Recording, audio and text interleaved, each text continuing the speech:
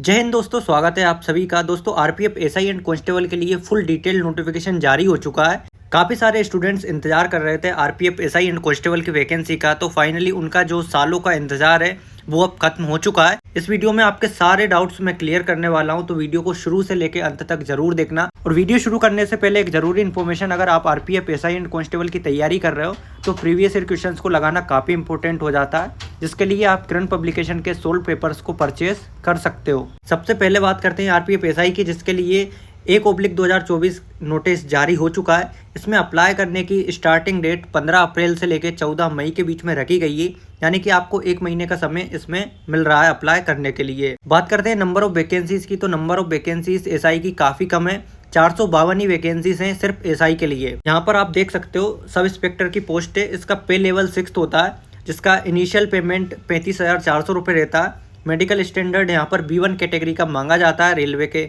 Medical standard के तहत। इसके अलावा आपकी जो एज है 20 से लेकर 28 साल के कैंडिडेट्स एसआई के लिए अप्लाई कर सकते हैं। और टोटल नंबर ऑफ वैकेंसीज 452 है, सारी आरआरबीज को मिलाने के बाद में। आप सोच सकते हो अगर इन वैकेंसीज को सभी आरआरबी में डिवाइड कर दिया जाता तो कितनी कम वैकेंसीज हर आरआरबी में आने वाली थी। इसीलिए इस बार वैकेंसीज को टोटल आरआरबीज की वैकेंसीज को मिला के ही वैकेंसी दी गई है। बात करते हैं एसआई की क्वालिफिकेशन की, तो अगर आपने किसी भी यूनिवर्सिटी से ग्रेजुएशन अपनी कंप्लीट कर रखी, किसी भी स्ट्रीम से, तो आप एसआई के लिए आवेदन कर सकते हैं। बात करते हैं एक और इम्पोर्टेंट पॉइंट की कि क्या जो कैंडिडेट्स अभी फाइनल ईयर में या फिर जिनका रिजल्ट नहीं आया है वो इसमें अप्लाई कर सकते हैं या फिर नहीं।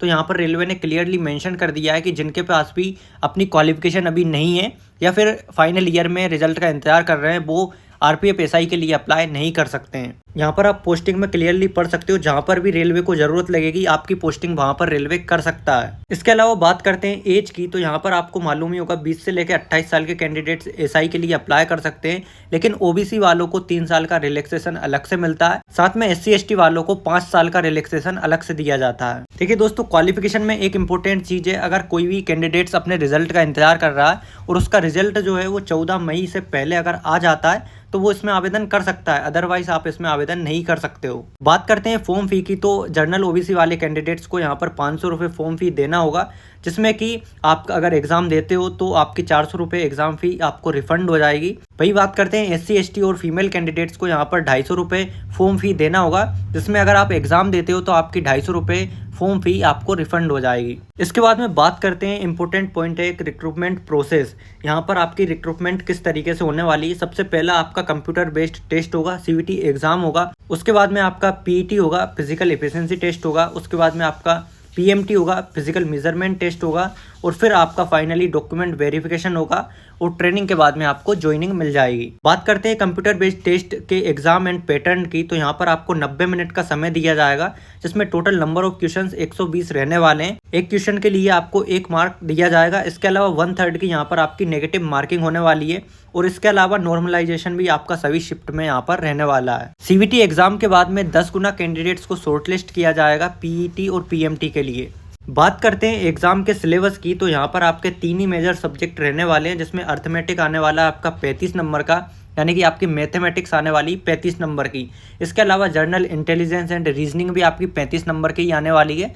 35 मार्क के आपके यहाँ पर क्वेश्चंस रहने वाले हैं। इसके अलावा सबसे ज़्यादा वेटेज आपका जर्नल अवेयरनेस का रहने वाला है, GK GS का रहने वाला है, जिसमें कि आपके सारे जो टॉपिक्स हैं वो कवर किए गए हैं। GK में आपके history, art, culture, geography, economics, journal polity, Indian constitution, sports, journal science, ETC, यानी कि सब कुछ आपका जर्नल अवेयरनेस में आने वाला है। और सबसे ज़्यादा वेटेज भी आपका इसी में रहने वाला है। एसआई के लिए आपका PET टेस्ट भी होता है, जिसमें सब इंस्पेक्टर मेल के लिए आपकी 1600 मीटर की रनिंग होती है, जिसमें 6 मिनट 30 सेकंड का आपको समय दिया जाता है। फीमेल के लिए 800 मीटर की रनिंग होती है, जिसमें 4 मिनट का समय आपको दिया जाता है। इसके अलावा आपका लॉन्ग जंप होता है मेल के लिए 12 फीट, हाई जंप होता है 3 फीट 9 इंच का। फीमेल के लिए बात करते हैं तो यहाँ पर लॉन्ग जंप होता है 9 फीट, हाई जंप होता है 3 फीट का। इसके बाद में बात करते हैं PMT की, फिजिकल मेजरमेंट टेस्ट की, जहाँ पर जर्नल OBC और EWS वाले कैंडिडेट्स मेल के लिए यहाँ पर हाइट है 165 सेंटीमीटर, फीमेल के लिए 157 सेंटीमीटर। इसके अलावा जनरल, ईडब्ल्यूएस और ओबीसी वाले कैंडिडेट्स के चेस्ट की साइज यहाँ पर अनएक्सपेंडेड यानी बिना फुलाव के 80 सेंटीमीटर रखी गई है, वहीं फुलाव के साथ में 85 सेंटीमीटर रखी गई है। बात करते हैं एससी एसटी वालों के लिए, तो यहाँ पर मेल की हाइट 160 सेंटीमीटर होना चाहिए, फीमेल की हाइट 152 सेंटीमीटर यहाँ पर होना चाहिए। इसके अलावा चेस्ट की साइज यहाँ पर बिना फुलाव के 76.2 सेंटीमीटर होना चाहिए और फुलाव के साथ में 81.2 सेंटीमीटर यहाँ पर होना चाहिए। इसके अलावा जो भी अन्य कैटेगरी है उनके लिए हाइट मेल के लिए 163 सेंटीमीटर है, फीमेल के लिए 155 सेंटीमीटर है और चेस्ट साइज आपकी बिना फुलाव के 80 सेंटीमीटर है, वहीं फुलाव के साथ में 85 सेंटीमीटर है।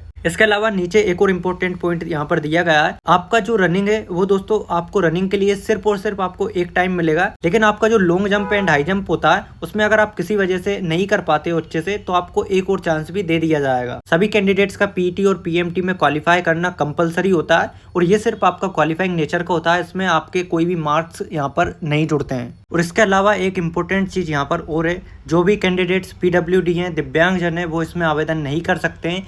इस पोस्ट के लिए एसआई एंड कांस्टेबल के लिए सुटेबल नहीं है। और दोस्तों इसके बाद में आते हैं हम आरपीएफ का 2/2024 का जो नोटिफिकेशन है जो कि कांस्टेबल के लिए जारी किया गया है। तो दोस्तों यहाँ पर आप देख सकते हो इसके लिए भी जो ऑनलाइन आवेदन होने की प्रक्रिया है वो सेम डेट से ही रखी गई है, यानी कि 15 अप्रैल से 14 मई के बीच में आप इसमें आरपीएफ कांस्टेबल के लिए आवेदन कर सकते हो। बात करते हैं नेम ऑफ द पोस्ट की, तो कांस्टेबल एग्जीक्यूटिव के नाम से यहाँ पर पोस्ट रखी गई है।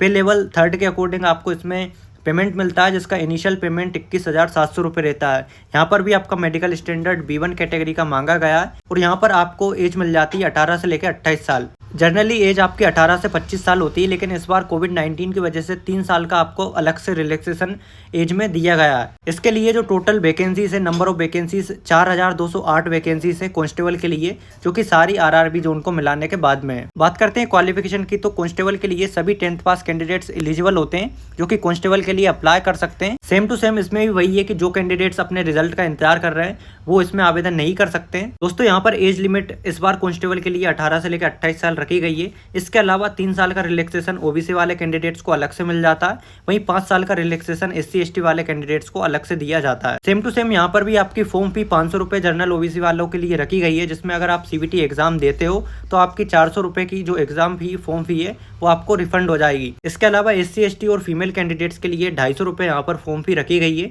जिसमें अगर आप सीबीटी एग्जाम देते हो तो आपकी 250 रुपये फॉर्म फी आपको पूरी रिफंड हो जाएगी। यहाँ पर भी आपका same to same computer based test होगा, सीबीटी एग्जाम होगा, उसके बाद में आपका पीईटी होगा, फिर पीएमटी होगा और उसके बाद में आपका फिर डॉक्यूमेंट वेरिफिकेशन होगा। बात करें सीबीटी एग्जाम की, तो यहाँ पर आपका 10th लेवल के अकॉर्डिंग आपका सीबीटी एग्जाम होने वाला, जिसके पैटर्न एंड सिलेबस को कुछ इस तरीके से डिवाइड किया गया। आपको 90 मिनट का समय यहाँ पर दिया जाता है, जिसमें टोटल नंबर ऑफ क्वेश्चन 120 रहने वाले हैं। यहाँ पर आपको एक क्वेश्चन के लिए 1 मार्क दिया जाता है और 1/3 की यहाँ पर आपकी नेगेटिव मार्किंग होती है। इसके बाद में जो भी कैंडिडेट्स यहाँ पर सिलेक्ट किए जाएंगे, 10 गुना कैंडिडेट्स को यहाँ पर सिलेक्ट किया जाएगा पीटी और पीएमटी के लिए। बात करते हैं सिलेबस की, तो यहाँ पर आपका एसआई की तरह ही सेम सिलेबस है, लेकिन अंतर यहाँ पर ये रह जाता है कि आपका जो कांस्टेबल का सिलेबस है ये 10th के अकॉर्डिंग रहता है। 10th लेवल का आपका यहाँ पर जो क्वेश्चन है वो पूछे जाते हैं। तो इसमें भी आपका अर्थमेटिक आने वाला है 35 नंबर का। यहाँ पर आपकी एडवांस मैथ दोनों में ही नहीं आने वाली है, एसआई में भी नहीं आने वाली है और कांस्टेबल में भी आपकी एडवांस मैथ नहीं आने वाली है। ओनली अर्थमेटिक आने वाली 35 नंबर की। इसके अलावा आपकी जर्नल इंटेलिजेंस एंड रीजनिंग आने वाली 35 नंबर की और इसके साथ में आपकी जनरल अवेयरनेस 50 नंबर के आने वाली। बात करें कांस्टेबल के लिए पीईटी की फिजिकल एफिशिएंसी टेस्ट की, तो यहाँ पर मेल के लिए 1600 मीटर की रनिंग होती है, जिसमें कि 5 मिनट 45 सेकंड का समय आपको दिया जाता है। इसके अलावा लॉन्ग जंप होता है 14 फीट का, हाई जंप होता है 4 फीट का। वहीं इसके अलावा कांस्टेबल फीमेल के लिए 800 मीटर की रनिंग होती है, जिसमें 3 मिनट 40 सेकंड का समय आपको दिया जाता है। लॉन्ग जंप होता है फीमेल के लिए 9 फीट का, हाई जंप होता है 3 फीट का। इसके बाद में होता है आपका पीएमटी फिजिकल मेजरमेंट टेस्ट, जिसके लिए जनरल, ईडब्ल्यूएस और ओबीसी वाले कैंडिडेट्स की मेल की हाइट 165 सेंटीमीटर होना चाहिए। इसके अलावा मेल के जो चेस्ट की साइज है अनएक्सपेंड यानी बिना फुलाव के 80 सेंटीमीटर होना चाहिए और इसके साथ ही एक्सपेंडेड यानी कि फुलाव के साथ में 85 सेंटीमीटर होना चाहिए। और यूआर, ईडब्ल्यूएस, ओबीसी फीमेल के लिए 157 सेंटीमीटर यहाँ पर हाइट मांगी जाती है। इसके बाद में बात करते हैं एससी एसटी वालों के लिए। यहाँ पर मेल के लिए 160 सेंटीमीटर हाइट होना चाहिए। इसके अलावा चेस्ट साइज होना चाहिए बिना फुलाव के 76.2 सेंटीमीटर और फुलाव के साथ में 81.2 सेंटीमीटर और SC/ST फीमेल के लिए 152 सेंटीमीटर हाइट होना चाहिए। इसके अलावा जो अदर कैटेगरी वाले हैं उनके लिए मेल की हाइट 163 सेंटीमीटर होना चाहिए और इसके अलावा चेस्ट साइज बिना फुलाव के 80 सेंटीमीटर और फुलाव के साथ में 85 सेंटीमीटर होना चाहिए। इसके अलावा जो अदर कैटेगरी की फीमेल है उनके लिए 155 सेंटीमीटर यहाँ पर हाइट होना चाहिए। इसके अलावा सेम टू सेम इसमें भी अगर आप रनिंग में एक बार में नहीं कर पाते हैं तो आपको डिस्क्वालीफाई कर दिया जाएगा, लेकिन अगर आप लॉन्ग जंप और हाई जंप में एक बार में सही से नहीं कर पाते हैं तो आपको एक चांस और दिया जाता है। आपका जो PET PMT होता है ये सिर्फ क्वालिफाइंग नेचर का होता है, इसमें आपके कोई भी नंबर नहीं जुड़ते हैं। इसके अलावा बात करते हैं मेडिकल की, तो यहाँ पर आपका B1 कैटेगरी का मेडिकल होता है SI एंड कांस्टेबल के लिए, जो कि रेलवे के मेडिकल स्टैंडर्ड के हिसाब से होता है, जिसमें आपको फ्लैट फुट, नोक नी, स्क्वेंट आइज, कलर ब्लाइंडनेस, आप पूरी तरीके से फिजिकली फिट होना चाहिए B1 मेडिकल स्टैंडर्ड के तहत। इसके अलावा वैकेंसी को अलग अलग तरीके से डिवाइड किया गया, जैसे मेल के लिए यहाँ पर टोटल वैकेंसी 3577 है, यानी 3577 वैकेंसी पर ये सिर्फ मेल कैंडिडेट्स एलिजिबल हैं। इसके अलावा जो फीमेल कैंडिडेट के लिए वैकेंसी है वो है 631। इसके अलावा 420 वैकेंसी जो एक सर्विसमैन है उनके लिए यहाँ पर रिजर्व की गई है। इसी तरीके से RPF SI में भी वैकेंसी को डिवाइड किया गया, जहाँ पर मेल के लिए सिर्फ 384 पोस्ट है, फीमेल के लिए 68 पोस्ट है। इसके अलावा 10% यानी कि 45 वैकेंसी एक सर्विसमैन के लिए यहाँ पर रिजर्व की गई हैं। तो दोस्तों ये था complete detail notification RPF SI and constable के लिए। उम्मीद करता हूँ आपको सारी इन्फॉर्मेशन प्रोवाइड करवाई होगी मैंने। अगर फिर भी आपका कोई डाउट रह जाता तो मुझे कमेंट करके बताना बिल्कुल ना भूलें, मैं आपके लिए वीडियो बनाने की पूरी कोशिश करूंगा। वीडियो अगर पसंद आई हो तो वीडियो को लाइक, शेयर एंड चैनल को सब्सक्राइब करना भी बिल्कुल ना भूलें। मिलते हैं किसी नई वीडियो में नए टॉपिक के साथ, तब तक के लिए जय हिंद, वंदे मातरम।